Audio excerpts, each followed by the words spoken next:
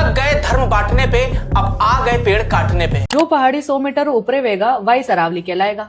Supreme Court just decided that a 3 billion year old mountain is not a mountain. Aravalli आज किसी खतरे में नहीं है और अडानी से तो अरावली को कभी खतरा था ही नहीं। ये दोनों बातें मैं हवा में नहीं कर रहा। आगे वीडियो में बहुत सॉलिड प्रूफ दूंगा इन दोनों बातों को सही साबित करने के लिए। लेकिन पहले समझते हैं कि अरावली का इशू क्या है और अरावली है क्या। जैसे माउंट एवरेस्ट और माउंट कैलाश मिलकर हिमालय माउंटेन रेंज बनाते हैं, वैसे ही अरावली एक माउंटेन रेंज है जो कि छोटे और बड़े पहाड़ों से मिलकर बनी है। ये पूरी दुनिया की one of the oldest mountain ranges में से एक है। In fact it's 3 billion years old. For context, हमारी दुनिया 4.5 बिलियन ईयर्स ओल्ड है।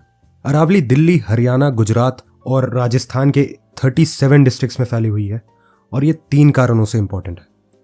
पहला कारण है बायोडाइवर्सिटी। अरावली बहुत सारे पेड़ पौधों और जानवरों का घर है। इंडियन वुल्फ और स्ट्राइप्ड हाइना जैसे कई जानवर और ढोक और सलाई जैसे कई पेड़ सिर्फ अरावली में पाए जाते हैं। और अगर अरावली खत्म हो जाती है तो ये सारे पेड़ और जानवर भी खत्म हो जाएंगे। दूसरा कारण है ग्राउंड वाटर रिचार्ज। बारिश का पानी अरावली से होते हुए ही जमीन के अंदर जाता है और यही पानी नॉर्थ वेस्टर्न इंडिया के ग्राउंड वाटर लेवल्स को मेंटेन करने में मदद करता है। तो अगर अरावली खत्म तो नल का पानी खत्म। और तीसरा कारण है डेजर्टिफिकेशन। अरावली थार डेजर्ट को एक्सपैंड होने से रोकती है। तो अगर अरावली खत्म हुई तो आधा इंडिया राजस्थान बन जाएगा।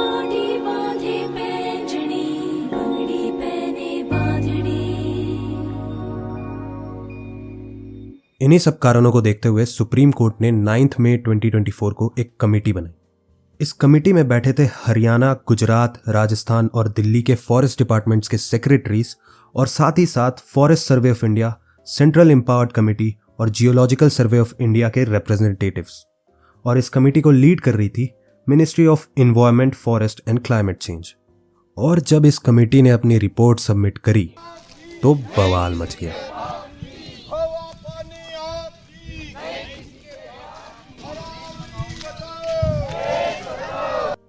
सुप्रीम कोर्ट ने इस रिपोर्ट को पढ़ा और एक जजमेंट पास किया। इस जजमेंट में 2 चीजें थी। सुप्रीम कोर्ट ने एक management plan for sustainable mining यानी कि MPSM बनाने का ऑर्डर किया, जिसके बारे में हम आगे बात करेंगे।